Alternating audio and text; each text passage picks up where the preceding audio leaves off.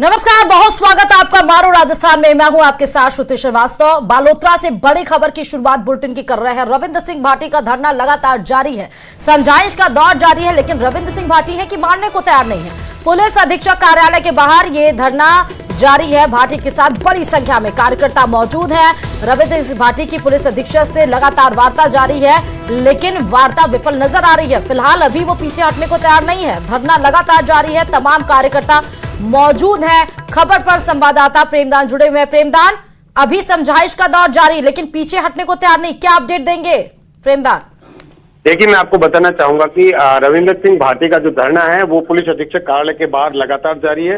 Police अधीक्षक के साथ में उनकी वार्ता का दौर है, वो दूसरे दौर की वार्ता शुरू हो चुकी है। रविंद्र सिंह भाटी का सीधा सीधा आरोप है कि कल जो मतदान के दौरान हमने जो सूची दी थी उसके ऊपर पुलिस ने ढुलमुल रवैया अपनाया। कई जगह अति संवेदनशील जगह थी जहां पर बूथ कैप्चरिंग हुई, हमने वहां पर भी कहा इनके कार्यकर्ताओं के साथ में मारपीट हुई, उसमें पुलिस को जब सूचना दी गई उस पर कार्रवाई नहीं की।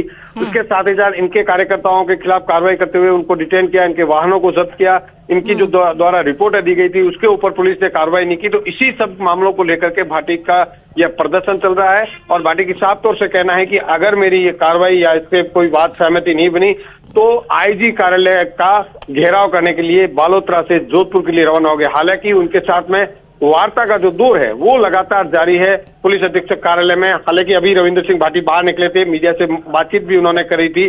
उन्होंने कहा कि मैंने जो मांगे रखी है उसके ऊपर अगर कार्रवाई सकारात्मक रूप से पुलिस नहीं करती है तो ये जो आंदोलन है, ये जो धरना है, यह जारी रहेगा। बिल्कुल, इसका मतलब कि पीछे हटने को तैयार नहीं है। और अभी कहना क्या चाह रहे हैं प्रेमदान? रविंद्र क्या बोल रहे हैं अभी? उनका ये कहना है कि जो मैंने एप्लीकेशन दी है उस मामलों में कार्रवाई हो। जो आरोपी है, कल कुछ कार्यकर्ताओं के साथ में मारपीट हुई, कुछ गाड़ियां तोड़ी गई थी, उनके खिलाफ कार्रवाई हो, उनके खिलाफ मुकदमे दर्ज करके उनकी गिरफ्तारियां हो। जबकि इनका आरोप सीधा सीधा है कि पुलिस ने इसमें ढुलमुली रवैया अपनाया है और उसमें किसी एक पक्ष को सपोर्ट करने के नियत से जो रविंद्र सिंह भाटी के जो कार्यकर्ता थे, कई बूथ पे एजेंट थे, उनके साथ बदसलूकी हुई, मारपीट हुई, ऐसी सूची दी गई थी, ऐसी रिपोर्टें दी गई थी।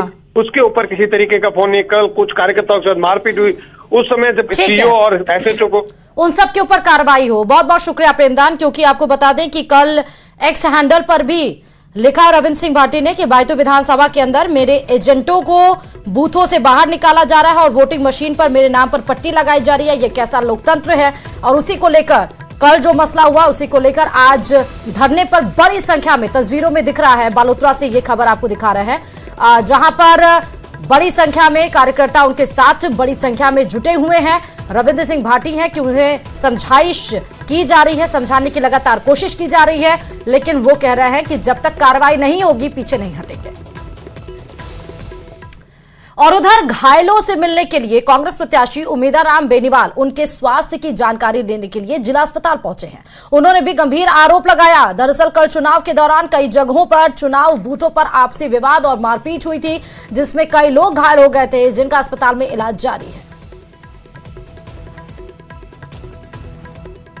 तो एक तरफ रविंद्र सिंह भाटी बैठे हुए हैं जहां पर कार्रवाई की बात कर रहे हैं, एक तरफ उमेदाराम बेनीवाल, तमाम वो घायलों से मिलने के लिए अस्पताल में पहुंचे हैं, क्योंकि कल कई बूथों पर हमने आपको तस्वीरें भी दिखाई थी, कहीं पुलिस के साथ झड़प हो गई थी, कहीं पुलिस को भी उनके ऊपर भी मारपीट की गई थी, कहीं पर हमने देखा कि आपस में लोग भिड़ गए थे। तो कई ऐसी तस्वीरें निकलकर चुनाव के दरमियान जब 13 लोकसभा सीटों पर चुनाव हो रहा था तो आई थी, और उन्हीं घायलों से मिलने के लिए पहुंचे हैं उमेदाराम बेनीवाल। देखिए, कल चुनाव के बाद में शाम के टाइम और कल मतदान के दौरान जो घटनाएं हुई है वो लोकतंत्र को शर्मसार करने वाली है और एक जाति विशेष को करके टारगेट बनाकर और बदले की भावना से कि हमारे सामने एजेंट कैसे बैठ गए, इस दुर्भावना के साथ में ध्यान में रखते हुए इन्होंने जो किया है वो बहुत ही गलत किया है। महिलाओं के साथ में इस तरीके से मारपीट करना, युवाओं के साथ में करना, ये बहुत ही लोकतंत्र के खिलाफ है। ये असामाजिक तत्व अपने थार का जो भाईचारा और अपनाए थे और जो हमेशा शांतिपूर्ण एरिया रहा है, इसको माहौल खराब करने की कोशिश कर रहे हैं। मैं अपील करूंगा प्रशासन से, मेरी आईजी साहब से बात हुई, एसपी साहब से बात हुई कि जो भी घटना के अंदर लिप्त हैं, जो साजिश करता है, उनके खिलाफ सख्त से सख्त कार्रवाई करें, मुकदमा दर्ज करके और उनके जल्दी से जल्दी गिरफ्तार करें।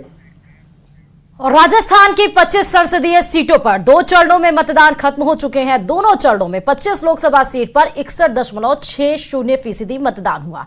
पहले चरण में 12 सीट पर जहां 58.28% वोटिंग हुई, तो वहीं दूसरे चरण की 13 लोकसभा सीटों में 64.7% मतदान हुए। और अब इंतजार 4 जून का है, क्योंकि उसी दिन रिजल्ट आना है।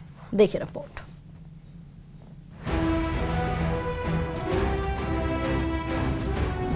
थम गया शोर, खत्म हुआ मतदान।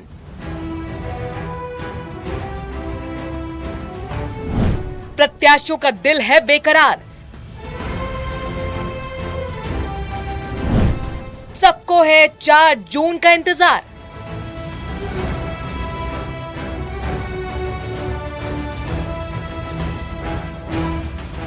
राजस्थान में पहले चरण के मतदान में वोटरों ने ज्यादा दिलचस्पी नहीं दिखाई थी, लेकिन दूसरे चरण में इसकी कमी भी पूरी हो गई।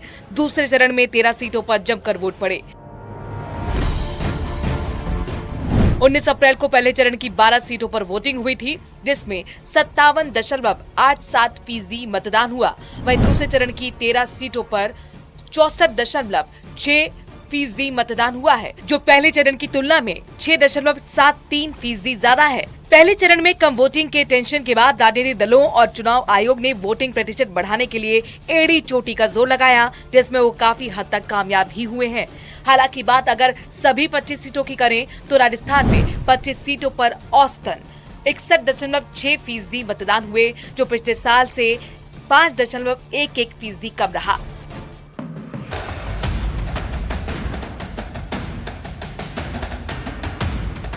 दूसरे चरण में अच्छी वोटिंग ने खास तौर पर बीजेपी को काफी राहत दी है। वहीं कांग्रेस खेमे में कुछ तनाव है। माना जा रहा है कि बीजेपी का प्रदर्शन पहले चरण के मुकाबले दूसरे चरण वाली सीटों पर ज्यादा बेहतर हो सकता है। पहले चरण की कम वोटिंग से आलाकमान ने प्रदेश संगठन को दूसरे चरण की वोटिंग बढ़ाने को कहा था। हालांकि इस वोटिंग पैटर्न के संकेतों को दोनों ही पार्टियां डिकोड करने में जुट गई हैं। दूसरे चरण की 13 सीटों पर हुए मतदान की अगर बात करें तो बाड़मेर में रिकॉर्ड तोड़ मतदान हुए। यहाँ इस बार 74.25% मतदान हुए। पिछली बार यहाँ पर 73.30% वोट पड़े थे। टोंक सवाई माधोपुर लोकसभा सीट पर 56% मतदान हुए। पिछली बार यहाँ पर 63.44% मतदान हुए थे। अजमेर सीट पर 59.22% मतदान हुआ। यहाँ 2019 में 67.32% वोटिंग हुई थी। बांसवाड़ा सीट पर 72.24% मतदान हुआ। 2019 में यहाँ 72.90% मतदान हुआ था। भीलवाड़ा सीट पर 60.10% मतदान हुआ। पिछली बार यहाँ 65.64% वोट पड़े थे। चित्तौड़गढ़ सीट पर 67.83% मतदान हुआ। 2019 में 72.39% वोटिंग हुई थी। जोधपुर सीट पर 63.30% मतदान हुआ। यहाँ पिछली बार 68.89% वोटिंग हुई थी। कोटा सीट पर 70.82% मतदान हुआ। यहाँ पिछली बार 70.22% मतदान हुए थे। पाली सीट पर 56.80% के पार मतदान हुआ। पिछली बार यहाँ पर 62.98% वोटिंग हुई थी। राजसमंद सीट पर 58.01% मतदान हुआ। 2019 के चुनाव में यहाँ पर 64.87% वोटिंग हुई थी। झालावाड़ 12 सीट पर 68.72% मतदान हुआ। यहाँ 2019 के चुनाव में 71.96% वोटिंग हुई थी। जालौर में इस बार 62.56% मतदान हुआ। यहाँ पिछली बार 65.74% वोटिंग हुई थी। वहीं उदयपुर में इस बार 64.53% वोटिंग हुई। पिछली बार यहाँ 70.32% मतदान हुए थे।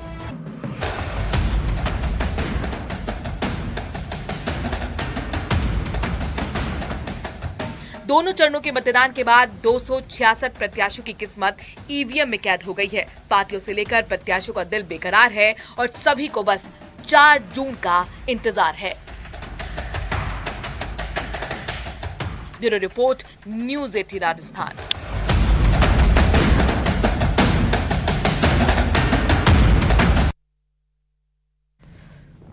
चलिए खबरों में आगे बढ़ते बताते चले कि न्यूज़ 18 राजस्थान से खास बातचीत में बीजेपी के प्रदेश अध्यक्ष और चित्तौड़गढ़ से बीजेपी प्रत्याशी सीपी जोशी ने बड़ा दावा किया है। सीपी जोशी ने कहा है कि राजस्थान में बीजेपी सभी 25 सीटें जीतेगी और राजस्थान की जनता ने एक बार फिर से पीएम मोदी और बीजेपी पर भरोसा जताया है। सुनिए जरा।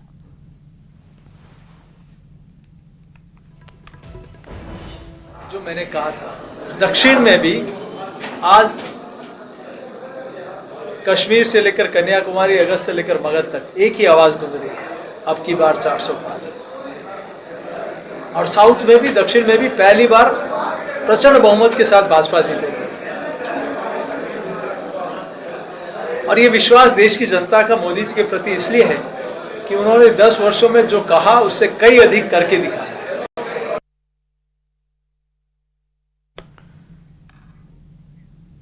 और लोकसभा चुनाव में मतदान की प्रक्रिया के बाद भी राजनीतिक सरगर्मियां कम होने का नाम नहीं ले रही हैं। अगर बात करें जोधपुर की और भाजपा खेमे की, तो केंद्रीय जल शक्ति मंत्री गजेंद्र सिंह शेखावत चुनाव पूरे होने के बाद भी व्यस्त नजर आ रहे हैं।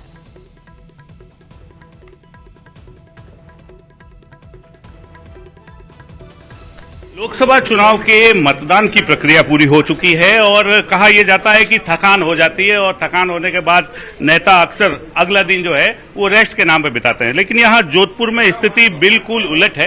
केंद्रीय जल शक्ति मंत्री और जोधपुर से प्रत्याशी भारतीय जनता पार्टी के गजेंद्र सिंह शेखावत आज भी भारतीय जनता पार्टी के जो मीडिया कार्यालय है वहां मौजूद है। बात करेंगे क्या कुछ दिनचर्या और क्या कुछ बदलाव आया है।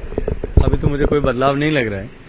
पिछले 1 महीने 1.5 महीने से इलेक्शन की जो व्यस्तता थी, आज तो अब क्योंकि इलेक्शन जिस उफान पर जाता है, कार्यकर्ता इतने परिश्रम करते हैं, लगातार 1 महीने तक सब लोग शायद घर बार, भोजन पानी, व्यापार व्यवसाय सब कुछ भूल करके केवल एक ही काम, चुनाव के लिए काम कर रहे थे। तो वो जो उफान है वो धीरे धीरे सब सेटल होगा, सब लोगों से बातचीत होगी। मुझे क्योंकि पार्टी का निर्देश है तो मुझे आज रात्रि में ये कार्यक्रम यहाँ का दीघा कवर का होने के बाद में मैं पंजाब जाऊंगा। अगले 1 महीने तक अभी जो शेष बचे हुए 5 चरण के चुनाव हैं, उस 5 चरण के चुनाव में व्यस्तता रहेगी। महापर्व के रूप में देखा जाता है और संगठन का काम है, सभी लोगों को लगना पड़ता है। किस तरीके का फीडबैक आया है 8 विधानसभा से? देखिए, मुझे लगता है कि ये तो आप लोगों को ज्यादा जो है धरातल से फीडबैक लेना चाहिए।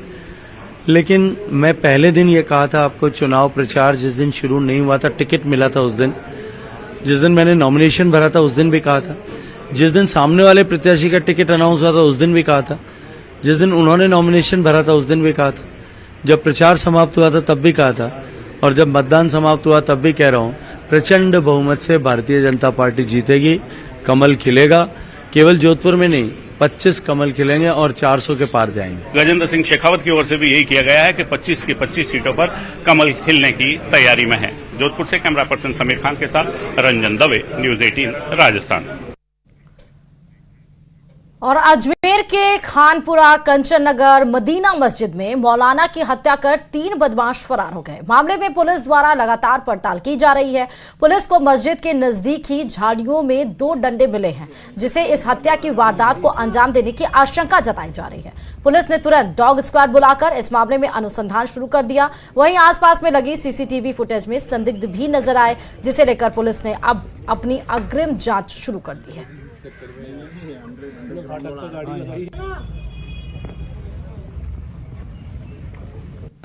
बस हाँ, ये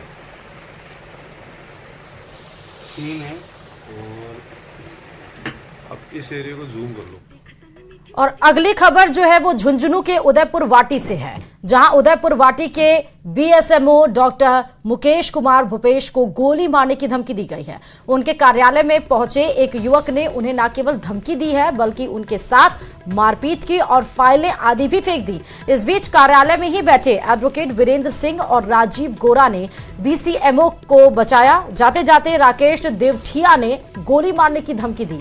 इस मामले में बीसीएमओ ने थाने में रिपोर्ट देकर कार्रवाई की मांग की है और इस घटना के सीसीटीवी फुटेज भी सामने आ चुके हैं, जिसमें राकेश देवठिया बीसीएमओ डॉक्टर भूपेश को उंगली दिखाकर धमकी देते हुए नजर आ रहे हैं और बीच बचाव करने आए कर्मचारी भी इसमें दिखाई दे रहे हैं। ये सीसीटीवी फुटेज भी आपको दिखा रहे हैं।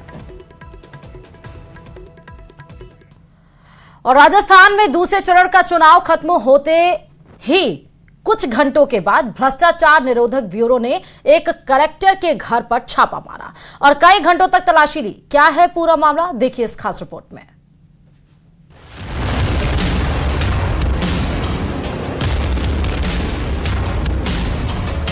भजनलाल सरकार लगातार एक्शन मोड में है और भ्रष्टाचार के खिलाफ जीरो टॉलरेंस नीति के तहत भ्रष्टाचारियों पर कार्रवाई भी जारी है और इसमें सबसे बड़ी भूमिका निभा रही है प्रदेश की एंटी करप्शन ब्यूरो।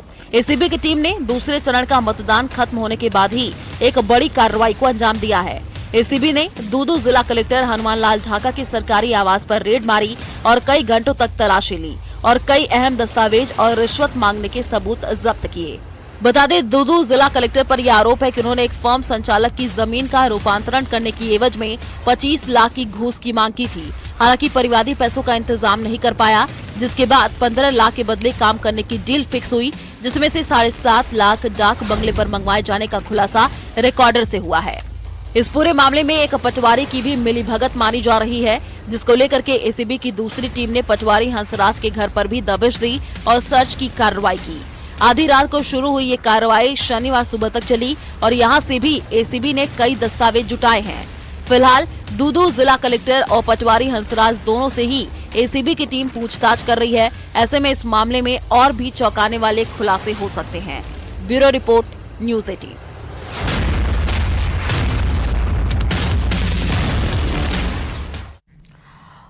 और अब खबर बांसवाड़ा से है, जहां भीषण सड़क हादसा हो गया है। बेकाबू होकर पेड़ से कार टकरा गई है, जिसमें 3 लोगों की मौत की खबर सामने निकल कर आई। सड़क हादसे में कार सवार 3 की मौत हो गई है। 2 युवक गंभीर रूप से घायल बताए जा रहे हैं। बागीदौरा कलिंजरा मार्ग पर यह भीषण सड़क हादसा हुआ, जिसमें 3 लोगों की मौत हो गई। कलिंजरा पुलिस ने शवों को बागीदौरा अस्पताल की मोर्चे में रखवा दिया है। शादी समारोह से अपने घर को वापस लौट रहे थे ये मृतक। सभी निजी बैंक के कर्मचारी बताए जा रहे हैं। और अगली खबर बूंदी के हिंडौली से है, जहां हाई कोर्ट के आदेश के बाद तालाब गांव में बजरी घोटाले की जांच के लिए सीबीआई की टीम पहुंची और सदर थाना क्षेत्र से बजरी चोरी मामले की जांच की। बताते चलें कि अवैध बजरी परिवहन के खिलाफ सदर थाना पुलिस ने पिछले साल अक्टूबर में कार्रवाई की थी और इस मामले में हाई कोर्ट ने सीबीआई से जांच कराने के आदेश दिए थे।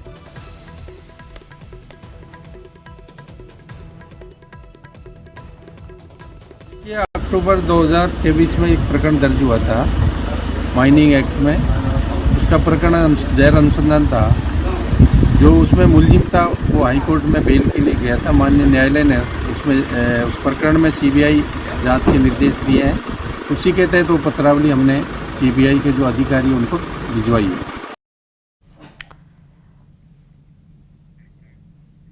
और अब बात डूंगरपुर की, जहां चुनाव ड्यूटी से लौटे कार्मिक की अचानक तबीयत खराब हो गई, जिसके बाद आनन फानन में उस कार्मिक को अस्पताल पहुंचाया गया, जहां इलाज के दौरान उसकी मौत हो गई। मृतक डीईओ माध्यमिक में प्रशासनिक अधिकारी के पद पर कार्यरत था।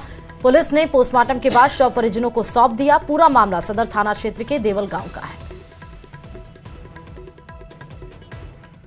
और अब खबर कोटा से, जहां केशवपुरा फ्लाईओवर के पास एक वैन में भीषण आग लग गई और देखते ही देखते वैन आग के गोले में तब्दील हो गई और पूरी तरह जलकर राख हो गई। आग लगने के बाद मौके पर लोगों की भीड़ लग गई। सूचना के बाद मौके पर फायर ब्रिगेड की टीम पहुंची और कड़ी मशक्कत के बाद आग को बुझाया गया। बात चित्तौड़गढ़ के घटियावली की, जहां पर एक पेट्रोल पंप पर दिनदहाड़े सेल्समैन की आंखों में मिर्ची डालकर बदमाशों ने लूट की वारदात को अंजाम दिया। पूरी घटना पेट्रोल पंप पर लगे सीसीटीवी में कैद हो गई। घटना की रिपोर्ट शंभूपुरा थाना में दर्ज कराई गई है, जिसके आधार पर पुलिस बदमाशों की तलाश में जुट गई है।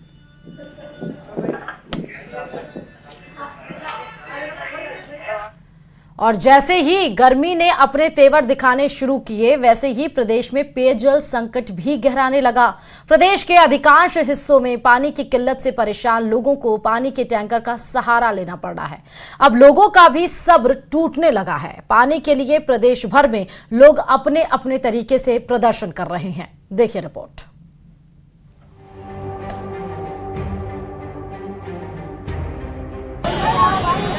चढ़ते पारे के साथ ही प्रदेश में पानी की समस्या विकराल हो चुकी है।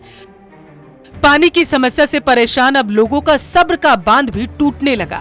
पानी के लिए कहीं टंकी पर चढ़कर प्रदर्शन हो रहा, तो कहीं सड़कों पर जाम लगाकर लोग अपना विरोध जता रहे हैं। ये तस्वीरें हैं दौसा के मंडावर उपखंड के गांव सायपुर पाखर की, जहां पानी की समस्या से परेशान ग्रामीण और महिलाओं ने पानी की टंकी पर चढ़कर जलदाय विभाग के खिलाफ जमकर विरोध जताया। सूचना पर मौके पर पहुंची मंडावर थाना पुलिस ने प्रदर्शन कर रहे लोगों को समझाकर टंकी से नीचे उतरवाया। वहीं मौके पर मौजूद जलदाय अधिकारियों ने भरोसा दिलाया कि इस समस्या का हल 2 दिन के अंदर ही कर दिया जाएगा। वहीं दूसरी तरफ ग्रामीणों का कहना है कि पानी की समस्या का हल नहीं होने पर वो दोबारा से विरोध जताएंगे। पानी के लिए प्रदर्शन की कुछ ऐसी तस्वीरें सामने आई अलवर शहर से, जहां पानी की मांग को लेकर जनता अब सड़कों पर उतरकर विरोध जता रही। शुक्रवार रात अलवर जयपुर रोड पर new friends colony ward number 32 की महिलाओं के साथ स्थानीय पार्षद बीना नरूका ने पानी की मांग को लेकर जाम लगा दिया, जिससे काफी देर तक जाम की परिस्थिति बनी रही। लोगों का आरोप है कि शिकायत के बाद भी जलदाय विभाग उनकी एक नहीं सुन रहा और उन्हें पानी के टैंकर मंगाकर काम चलाना पड़ रहा। वहीं लोगों के प्रदर्शन को देखते हुए जलदाय विभाग के अधिकारी मौके पर पहुंचे। आनन फानन में बोरवेल चालू किया गया। पानी की समस्या इस वार्ड में न्यू फ्रेंड्स को 20 साल समस्या है, यानी कि यहाँ टैंकरों से ही पानी आता है, तो पानी की वजह से तो परेशान है। तो टैंकरों से कंटिन्यू पानी आ रहा है, बोरिंग लग चुकी है, तो फिर तो सबको चाहिए ना, बोरिंग लगी है, हमें फिर पानी नहीं मिल रहा है, तो इनकी जायज इस्तेमाल है। ठीक है। झुंझुनू जिले के बुहाना कस्बे के वार्ड संख्या 3, 4 और 6 समेत अन्य मोहल्लों में पिछले 1 महीने से पेयजल की आपूर्ति नहीं हुई। पानी की समस्या से सबसे ज्यादा परेशान महिलाएं हो रही। पानी की किल्लत से उनका आधा दिन पानी के प्रबंधन करने में ही निकल जा रहा। ऐसे में परेशान होकर महिलाएं जलदाय विभाग पहुंच गई और अधिकारियों को खूब खरी खोटी सुनाई। मौके पर मौजूद जेईएन पीयूष मेघवाल ने आक्रोशित महिलाओं से बात कर जल्द पानी की आपूर्ति कराने का आश्वासन दिया। उधर पाली जिले में ग्रामीण क्षेत्रों में 10 से 15 दिनों में एक बार पेयजल सप्लाई हो रही, जिसके चलते ग्रामीणों को एक एक बूंद पानी के लिए तरसना पड़ रहा। जिले के सोजत उपखंड के गांवों के पानी की समस्या के चलते हालात खराब है और पेयजल समस्या के ही चलते सोजत घुरासनी गांव के लोगों ने तो 26 अप्रैल को लोकसभा के दूसरे चरण के मतदान का बहिष्कार तक कर दिया। लोगों का कहना है कि शिकायत के बाद भी उनकी समस्या पर कोई ध्यान नहीं देता।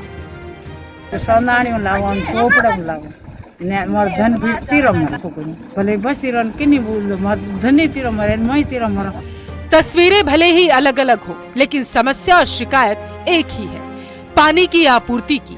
और शिकायत के बावजूद संबंधित विभाग इन पर कोई ध्यान नहीं देता। ऐसे में आने वाले दिनों में अगर पानी की शिकायत पर ध्यान नहीं दिया गया तो समस्या और विकराल हो सकती है। Bureau report, news 18, Rajasthan.